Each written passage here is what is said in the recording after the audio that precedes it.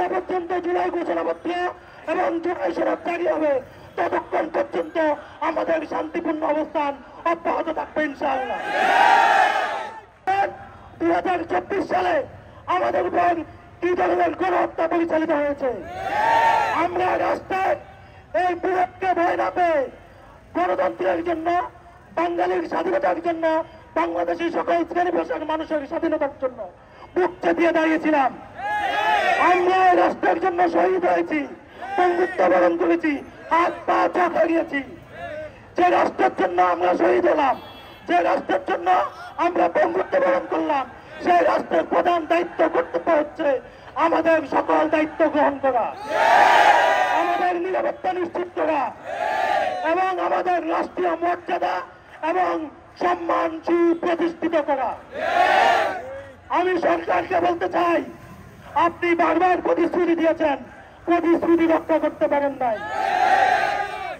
এবার আমরা আর কোন টালবাহানা মানব না। সরকার প্রধান নিজেও যদি প্রতিশ্রুতি দেয় সেটাও মানব না। আমরা জুলাই ঘোষণাপত্র এবং জুলাই সনদ নিয়ে ফিরব ইনশাআল্লাহ। যতক্ষণ না পর্যন্ত জুলাই ঘোষণাপত্র এবং জুলাই সনদ জারি হবে ততক্ষণ পর্যন্ত আমাদের শান্তিপূর্ণ অবস্থান অব্যাহত থাকবে ইনশাআল্লাহ।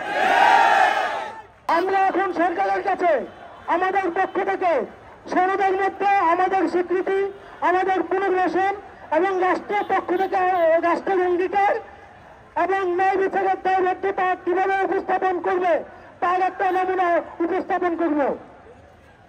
প্রস্তাবনা, আমরা বাংলাদেশের জনগণ স্বাধীনতা গণতন্ত্রপ্রিয় জাতি হিসেবে 2024 সালের জুলাই মাসে সংগঠিত ঐতিহাসিক গণঅভ্যুত্থানের বীর শহীদদের প্রতি শ্রদ্ধা নিবেদন করছি এবং আহত ও সংগ্রামী জনগণের আত্মত্যাগকে কৃতজ্ঞতার সাথে স্মরণ করছি।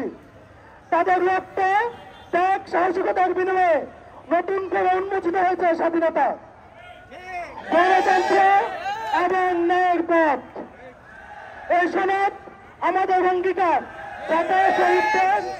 যাতে শহীদদের রক্ত বৃথা না যায়, আহতদের স্বপ্ন পূর্ণতা পায় এবং বাংলাদেশ হয়ে উঠে একটি ন্যায়ভিত্তিক, মানবিক, গণতান্ত্রিক, সমৃদ্ধ কল্যাণ রাষ্ট্র। ধারা 1